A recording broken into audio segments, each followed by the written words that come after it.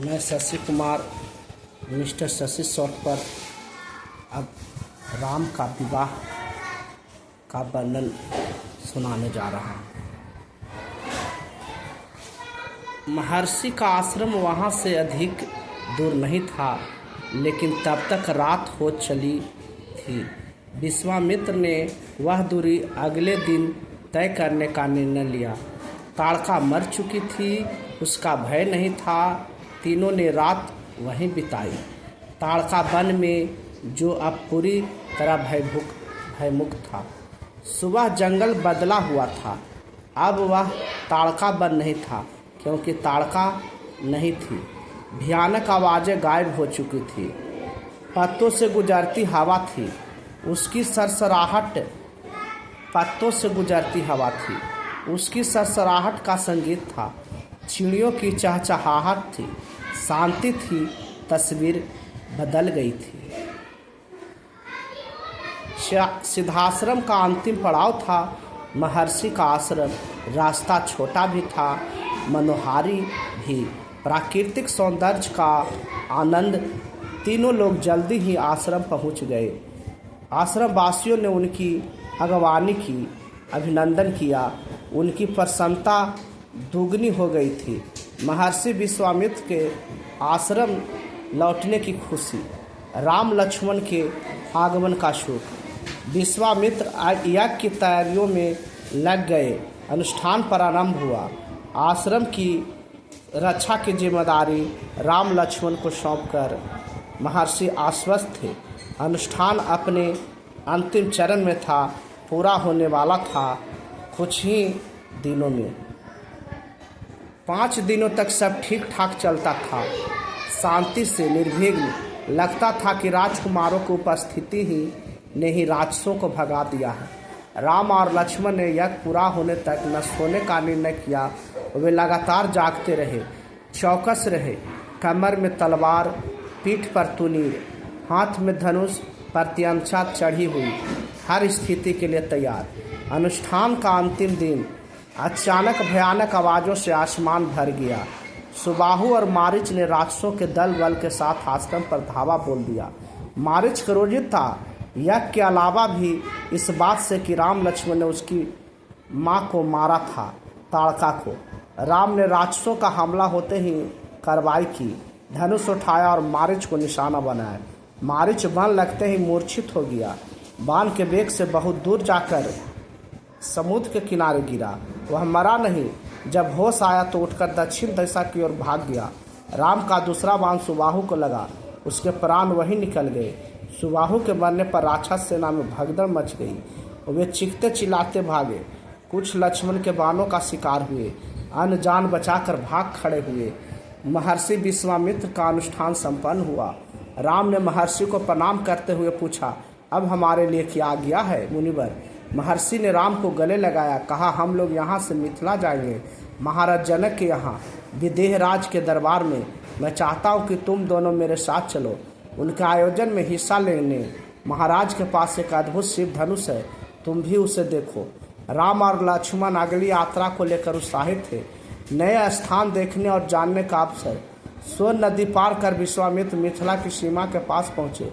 अपने शिष्यों और राजकुमारों के साथ वे गौतम ऋषि के आश्रम से होते हुए नगर में पहुँचे। राजा जनक ने महल से बाहर आकर विश्वामित्र का स्वागत किया। तभी उनकी दृष्टि राजकुमारों पर पड़ी। विदेह राज चकित हो गए। वे स्वयं को रोक नहीं पाए। महर्षि से पूछा, ये सुंदर राजकुमार कौन है? मैं इनके आकर्षण से खींचता जा रहा हूँ। ये राम और लक्ष्मण हैं, महाराज दशरथ के पुत्र। मैं इन्हें अपने साथ लाया हूँ आपका अद्भुत धनुष दिखाने। विदेह राज ने महर्षि, उनके शिष्यों और राजकुमारों के ठहरने की व्यवस्था की एक सुंदर उद्यान में। अगले दिन सभी लोग आमंत्रित हुए। ऋषि मुनि और राजकुमार यज्ञशाला में उपस्थित हुए। वहां महर्षि ने फिर धनुष का उल्लेख किया। महाराज जनक ने अपने अनुचरों को आज्ञा दी, शिव धनुष को यज्ञशाला में लाया जाए। शिव धनुष सचमुच विशाल था, लोहे की पेटी में रखा हुआ था। पेटी में पहिए लगे हुए थे, 8 पहिए। उसे उठाना लगभग असंभव था। पहियों के सहारे खिसकाकर उसे एक से दूसरी जगह ले जाया जाता था। अनुचर मुश्किल से उसे खींचते हुए यज्ञशाला में ले आए। धनुष देखते ही विदेहराज एक पल के लिए उदास हो गए। उन्होंने कहा, मुनिवर, मैंने प्रतिज्ञा की है अपनी पुत्री सीता के विवाह के संबंध में, जो यह धनुष उठाकर उस पर प्रत्यंचा चढ़ा देगा उसी के साथ सीता का विवाह होगा। अनेक राजकुमारों ने प्रयास किया और लज्जित हुए। उठाना तो दूर, वे इसे हिला तक नहीं सके। प्रत्यंचा क्या चढ़ाते। विदेहराज का संकेत समझकर महर्षि विश्वामित्र ने राम से कहा, उठो वत्स, यह धनुष देखो।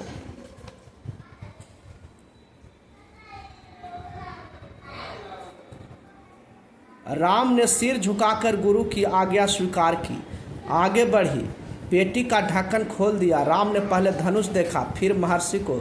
गुरु का संकेत मिलने पर राम ने यह विशाल धनुष सहज उठा लिया। यज्ञशाला में उपस्थित सभी लोग हतप्रभ थे। इसकी प्रत्यंचा चढ़ा दूं मुनिवर? राम ने पूछा। अवश्य, यदि ऐसा कर सकते हो। विदेहराज चकित थे। राम ने आसानी से धनुष झुकाया, ऊपर से दबाकर प्रत्यंचा खींची। दबाव से धनुष बीच से टूट गया, उसके 2 टुकड़े हो गए। बच्चों के खिलौने की तरह यज्ञशाला में सन्नाटा छा गया। सब चुप थे, एक दूसरे की ओर देख रहे थे। सभागार की चुप्पी महाराज जनक ने तोड़ी। उनकी खुशी का ठिकाना न था। उन्हें सीता के लिए योग वर मिल गया था। उनकी प्रतिज्ञा पूरी हुई। जनक राज ने कहा, मुनिवर, आपकी अनुमति हो तो मैं महाराज दशरथ के पास संदेश भेजूं। बारात लेकर आने का निमंत्रण, यह शुभ संदेश उन्हें शीघ्र भेजना चाहिए। महर्षि की अनुमति से दूत अयोध्या भेजे गए। सबसे तेज चलने वाले रथों से इस बीच जनकपुर में धूम मच गई। बारात के स्वागत की तैयारियां होने लगी। नगर की प्रसन्नता चरम पर थी। महाराज जनक का संदेश मिलते ही अयोध्या में भी खुशी छा गई। आनंद फानंद में बारात तैयार हुई। हाथी, घोड़े, रथ, सेना बारात को मिथिला पहुंचने में 5 दिन लगे। जनकपुरी जगमगा रही थी। हर मार्ग पर तोरणदार, हर जगह फूलों की चादर, एक एक कोना सुवासित। हर घर के प्रवेश द्वार पर बंधनवार, एक एक घर से मंगल गीत। मुख्य मार्ग पर दर्शकों की अपार भीड़।